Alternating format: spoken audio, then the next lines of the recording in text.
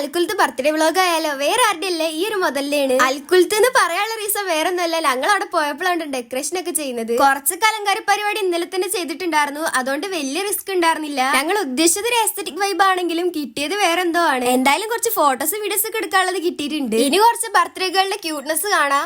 എന്താ പോളുടെ ലെവല്. ഇനിയിപ്പോ ഓൾഡപ്പ് ഞങ്ങളും കുറച്ച് മെയിൻ ആവട്ടെ.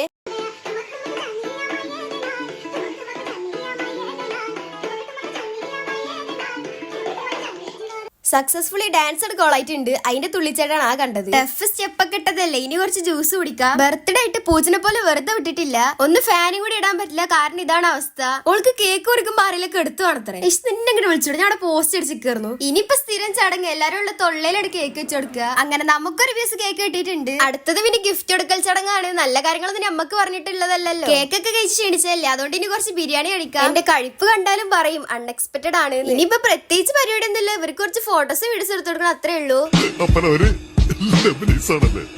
എന്താ